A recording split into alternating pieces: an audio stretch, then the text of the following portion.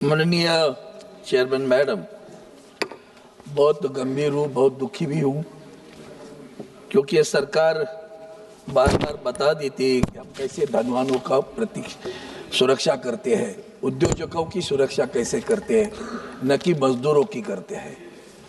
मुझे बहुत दुख है कि मैं जब मंत्री था तभी भी ये लाने की कोशिश हुई थी।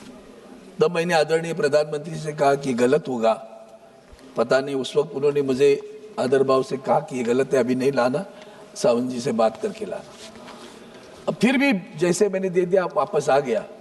और आज इस पे जो भी प्रावधान है वो इतने डेंजरस है कि आगे चलकर ये जो तीनों कानून आप रिपील कर रहे हो ना, trade union act, industrial employment standing orders act 1946, trade union act 1926, the industrial dispute act 1947, the industrial relation code 2000। इसमें से क्या परिणाम हुआ है कभी आपने देखा है कि नहीं? मुझे मनसुख मांडविया मेरे मित्र हैं, मैं बहुत व्यथित अंतकरण से बोल रहा हूँ, क्योंकि मैं भारतीय कामगार सेना का अध्यक्ष हूँ। वंदनीय शिवसेना प्रमुख बाला साहब ठाकरे जी ने इसका निर्माण किया कि लोगों को रोजगार मिले, नौकरियां मिले, और आगे चलकर आदरणीय उद्धव जी ठाकरे साहब ने उसको इतना प्रभावित किया कि सबको सुरक्षा मिले। आपने दोनों भी हटा दी। नौकरी मिलना तो मतलब आज आप देखोगे पब्लिक सेक्टर, आप देखिए हमारी गवर्नमेंट और पब्लिक सेक्टर में नौकरियां होती थी, छाती पे हाथ रख के कह सकते बैंकों में नौकरी बढ़ गई, इंश्योरेंस में नौकरियां बढ़ गई, टेलीकॉम में क्या अवस्था है, एमटेल जिंदा है कि मुर्दा है पता नहीं चल रहा है। जब 30,000 दो लोग वहाँ काम करते हैं, मैं खुद वहाँ नौकरी करता था, आज 400 लोग हैं उसमें मुंबई शहर में, सारा प्राइवेटाइजेशन, हर एक चीज कॉन्ट्रैक्ट पर। मैडम जी आपको पता है कि तीन खास करके कैजुअल, एक है कैजुअल लेबर, दूसरा होता है कॉन्ट्रैक्ट लेबर, और तीसरा होता है फिक्स टर्म लेबर। आपने कभी सोचा आपके नेवल डॉक में, मैंने बताया था रक्षा मंत्री ने जवाब दिया, अब तक नहीं हुआ है 20-26 साल कैजुअल लेबर। कैजुअल का मतलब क्या है भाई? इसको फर्नीचर बनाना है, काम हो गया, खत्म हो गया, कैजुअल काम खत्म हो गया। 26 बरस तक, 20-20 बरस तक लोग कैजुअल लेबर है। नेवल डॉक गवर्नमेंट ऑर्गेनाइजेशन, आज तक उनको परमानेंट नहीं किया। सबसे बड़ी दुख की बात यही है। कॉन्ट्रैक्ट लेबर, मैंने अभी एक एग्रीमेंट कर दी, तो एग्रीमेंट एक कंपनी का नाम है, उस कंपनी का 232 कर्मचारी है। मैंने पूछा कॉन्ट्रैक्ट कितना है? 2,500 कर्मचारी कॉन्ट्रैक्ट लेबर पे काम कर रहे हैं। उनके जीवन मान का, उनके भविष्य का कभी सोचा आपने? मैं एक सवाल पूछता हूँ, एक कॉन्ट्रैक्ट लेबर है, हो सकता है किसी अच्छे प्राइवेट सेक्टर में हो या आईटी सेक्टर में हो, उसको अच्छी तनख्वाह मिलती है, चलो 50,000 तनख्वाह मिलती है। वो बैंक में गया, कहा मुझे मकान लेना है, और मकान लेने के लिए उसने कर्जा मांगा। मैडम जी बैंक कहेगी दे देंगे, अच्छी तनख्वाह आपको। बाद में पूछेंगे आप परमानेंट हो, तो पूछेगा नहीं I am on contract, so you will not get the loan. पक्का घर जिंदगी भर नहीं होगा, जिंदगी भर नहीं होगा। आज पता है आपको, इन्फोसिस, विप्रो, टीसीएस, अभी अमेजॉन, सभी ने कर्मचारियों को निकाला। क्या हुआ कभी सोचा उसका? कि जो कर्मचारी वहां काम करते थे और मतलब इंजीनियर्स थे, वो अच्छी नौकरी भी, अच्छी तनख्वाह मिल रही थी उनको। बहुत सारे लोगों के लव मैरिज हो गए, दोनों की तनख्वाह अच्छी है, मकान ले लिया, बड़े घर ले लिए, फ्लैट ले लिया, शादियां हुई। अब ऐसी परिस्थिति आई है, जो कुछ बचे उनको कहते हैं 50% तनख्वाह पे काम करो, और वो तनख्वाह लेकर अभी कर्जा कैसे वापस करेंगे? कभी सोचा उसका घर जो लिया है उसका लोन वापस करेंगे? आपने हर एक को असुरक्षित कर दिया।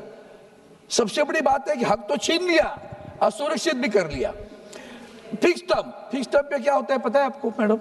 2 बरस के लिए मैं नौकरी लग गया, मैसगांव नाम लेके गए, तो सरकारी उद्योगों की फिक्स टर्म पे लोग 7-7 बरस है, मतलब 7 टर्म हो गया, तब तो 14 बरस सर्विस हुई।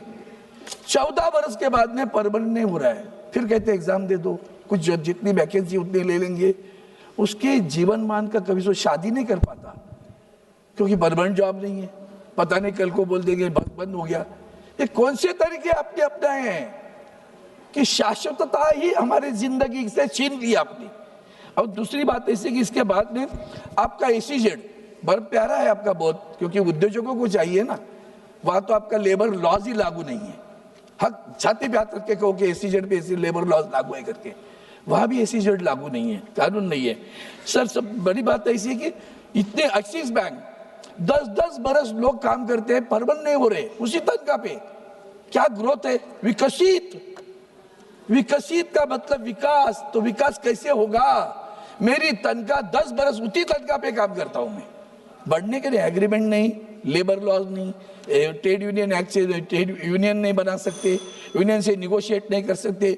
यूनियन बात कर रही गई तो कहते अब तो आप तो हमारे एम्प्लॉयज नहीं है, आप वेंडर से बात करो। वेंडर कहता मैं देने के लिए तैयार हूं, लेकिन मुझे बैंक नहीं देती है, क्या करे बताओ आप। और इसलिए मैं आपसे ये दूसरी भी बात करता हूँ, स्टाफ सिलेक्शन कमीशन, ये एक नौकरी देने वाला एक माध्यम है सरकारी।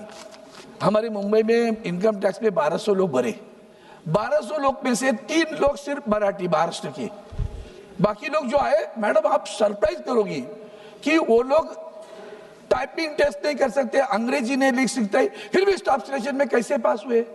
मैंने इंक्वायरी मांगी थी, आज तक आपने उनकी इंक्वायरी नहीं। कैसे? एक ही गांव से, एक ही जड़ से, कैसे 2 मिनट? यही तो तकलीफ है ना, इतना बड़ा गंभीर विषय है, कभी तो समय दे दो। 2 मिनट में खत्म कर दो। अभी और 2-3 मुद्दे रखता हूँ, मुद्दे ही रखता हूँ, ज्यादा नहीं। आपने क्या कर दिया, कल तक किसी कारखाने को 100 अगर कर्मचारी हो, अगर उसको बंद करना है तो सरकार की अनुमति लेनी पड़ती थी। आपने क्या किया, 300 होंगे तो कर देंगे, मतलब 299 कर्मचारी है किसी कारखाने में और उसको बंद करना है उद्यमों, वो आपकी परमिशन की भी जरूरत नहीं, गए रास्ते पे। कभी तो सोचो कि जेट एयरवेज के एम्प्लॉयज का क्या हुआ होगा, किंगफिशर के एम्प्लॉयज का क्या हुआ होगा, नोकिया के एम्प्लॉयज का क्या हुआ होगा, जो बंद हुई उनका क्या हो गया, 40 बरस के उम्र में उनको नौकरियां कहाँ लगेगी? आपने ECIC को प्राइवेट करने का सोचा है, ESIC को भी, वो एम्प्लॉय स्टेट इंश्योरेंस स्कीम के अंतर्गत प्राइवेट करोगे, कहाँ से तो पैसा देगा? एक दूसरी चीज, 100 लोगों की 1-2 मिनट में कहता हूं, स्ट्राइक नोटिस देने के लिए भी आपने ये कर दिया कि नोटिस 60 दिन के पहले देनी है। अरे भैया ऐसे नहीं होता, जब जुल्म होता है तो रिएक्शन होती है। न्यूटन्स का law, action and reaction is equal and opposite. If the action of the management is wrong, the reaction is bound to be happen in the company. आपने नहीं सोचा ये, और इसलिए मैं आपसे इतना ही कहता हूँ कि रजिस्ट्रेशन ऑफ ट्रेड यूनियन, ये जो सारा OCSC अपने ESIC का प्राइवेटाइजेशन करने का सोचा है, अगर सोचोगे तो मुझे लगता है ये जो कानून आपने लाया है पूरा, तो इसको रिपील मत करो, आपके कानून को रिपील करो। आपने जो लाया ना उस कानून को ही रिपील करो। हमारे जो पुराने हक दिए थे, हमारे कर्मचारियों का, मजदूरों का हक छीनने का जो कानून आप लाए हो, उसका मैं निषेध करता हूँ। और मैं चाहता हूँ सरकार अंतर्मुख होकर पुनः दोबारा सोचे, क्या नौकरियां उपलब्ध है? रोजगार शब्द प्रयोग करते हो आप लोग, रोजगार और नौकरी में फर्क तो शाश्वत होती है। शाश्वतता से अशाश्वतता में लेके जाने वाला आपका कानून, उसका मैं निषेध करता हूँ, मेरे विचार व्यक्त करता हूँ। धन्यवाद।